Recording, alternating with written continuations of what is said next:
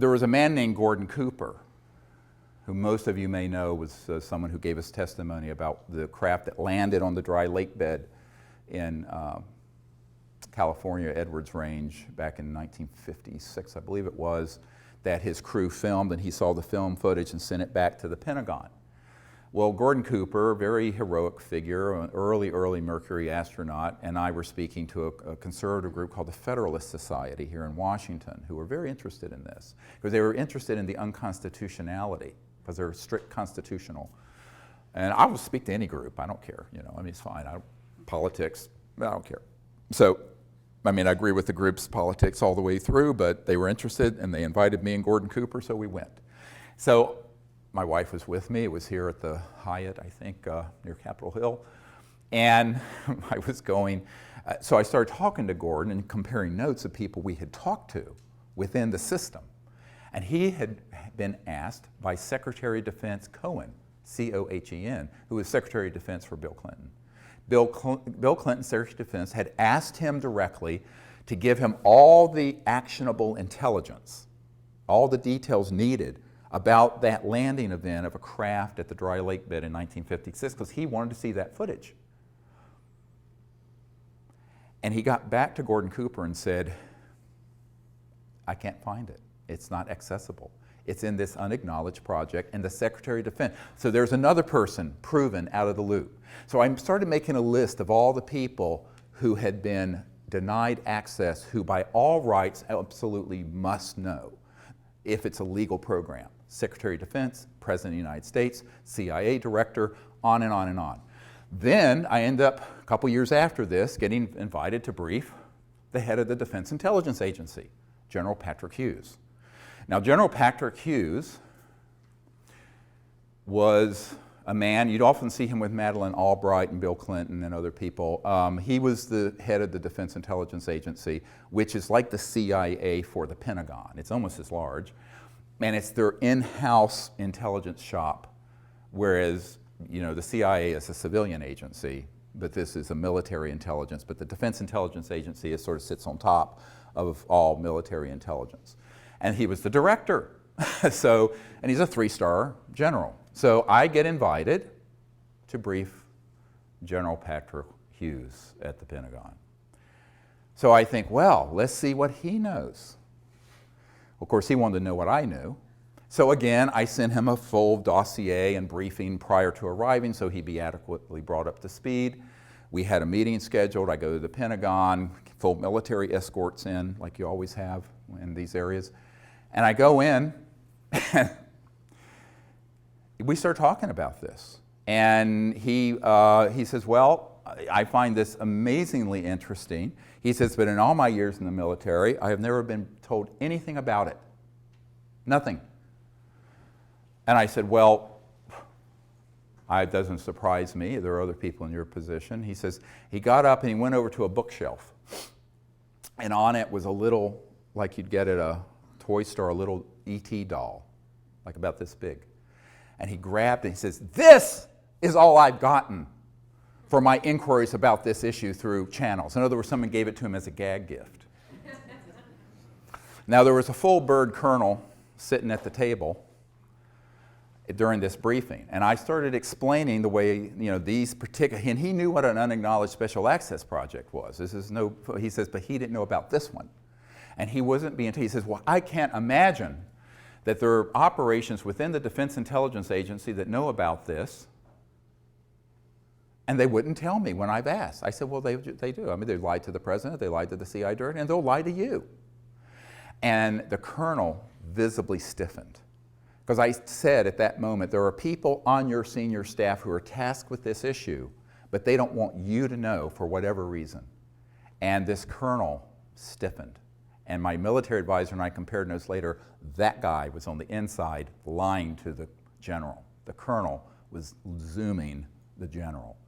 Illegal? Yes. Treason? Yes. Happens every single day at the Pentagon and CIA.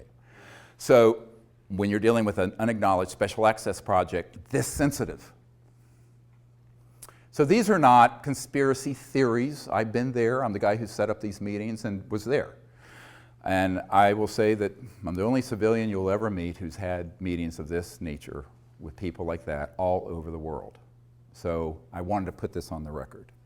Now, after this, we had about a 15-minute discussion, and then the general told me something very surprising. He says, you know, my father, this is General Patrick Hughes telling me, my father knew of some kind of illegal conspiracy in the US government back in the 50s and 60s, because he apparently was also a very high official, that was so serious, and we thought the old man was a kook, referring to his father.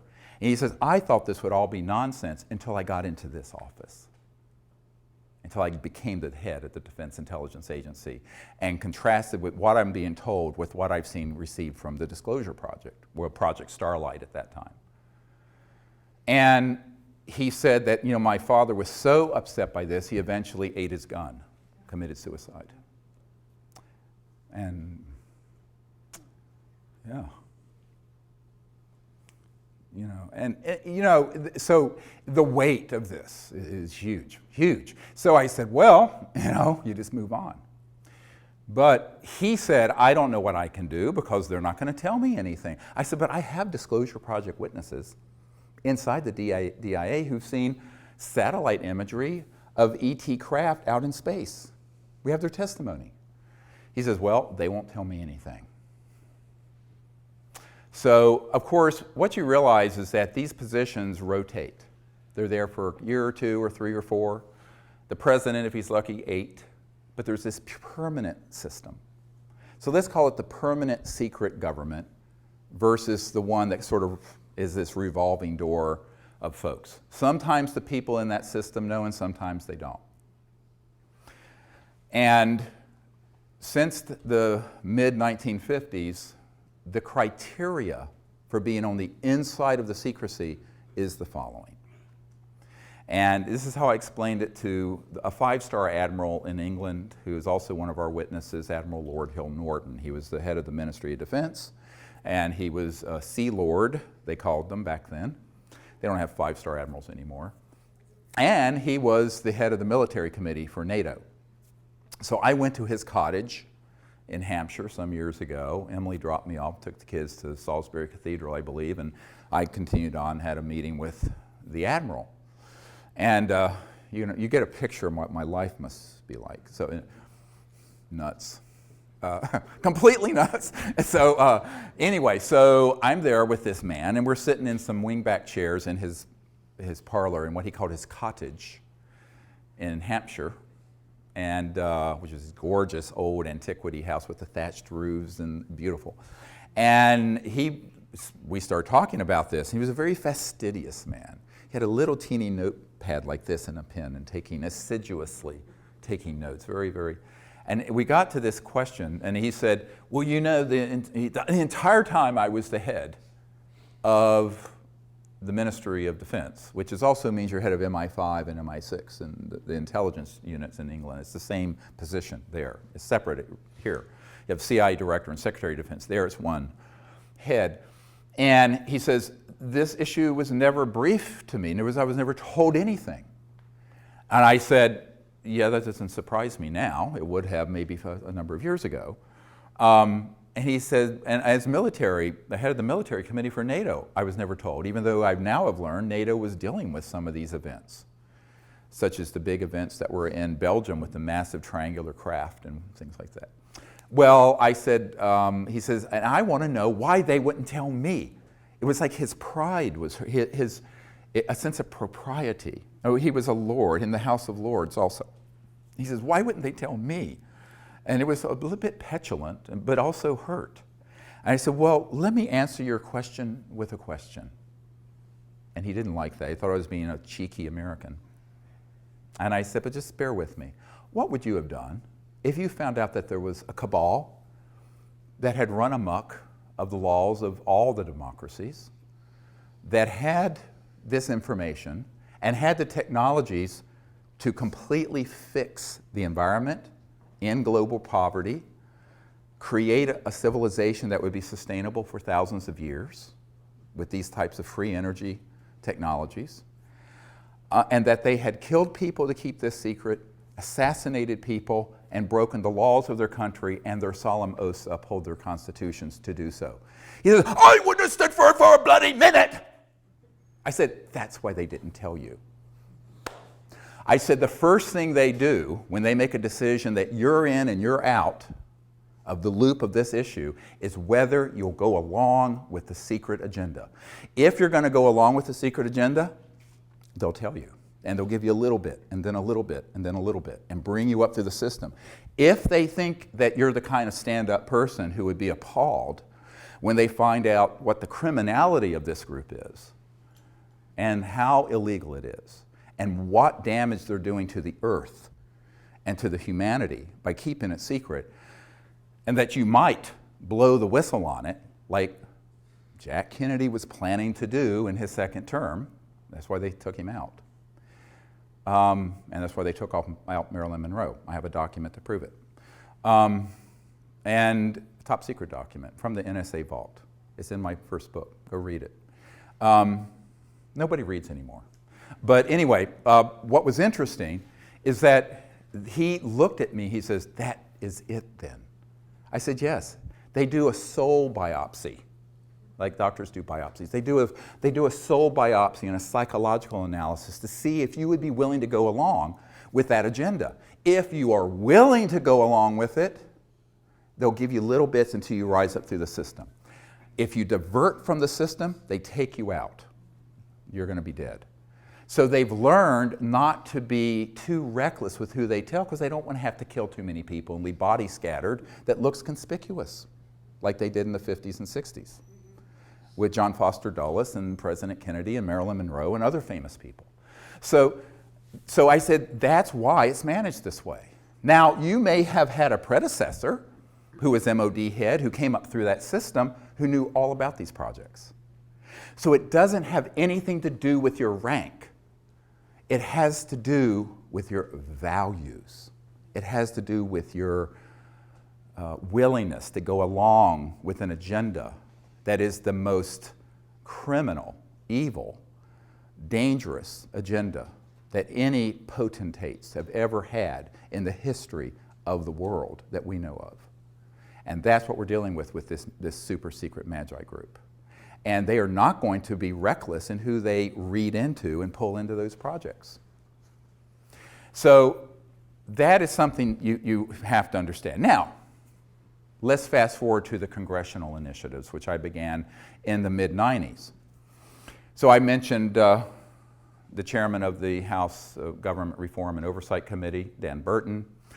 There was a man, many of you who were low income, like myself. I was very poor growing up. Probably went to college on something called a Pell Grant. Senator Claiborne Pell of Rhode Island started the Pell Grants, sponsored that bill. And he was at a meeting with the Noetic Sciences Institute, and I did a briefing for him and met with him there. And it was very interesting because he was chairman of the Senate Foreign Relations Committee. Very key committee, foreign relations. And he said, you know, I've wondered about this my entire career. We've made inquiries. We've never been given any information through channels. And he said, would you come to Washington and do a briefing for my staff? I said, well, sure, anytime I can come up. I was still living in North Carolina then.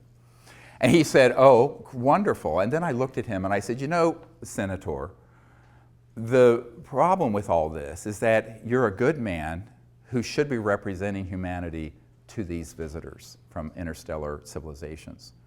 And you've been deprived of dealing with the ultimate foreign relations issue, interplanetary relations. And he looked at me through his horn-rimmed glasses and went, you know, Dr. Greer, I'm afraid you may be right. I said, well, I am. Very poignant moment, but that was the way it was. And then I met with Senator Dick Bryan of Nevada, whose home state has, of course, Nellis Air Force Base and the so-called Area 51. He had no knowledge of these projects. So I met with him in a kind of a clandestine little meeting at McCarran Airport in Las Vegas. He was flying in, I was flown in, put on one of those little beeping carts, taken to something that looked like a janitor's closet, opened it up, it was a VIP holding area, and I met with the senator.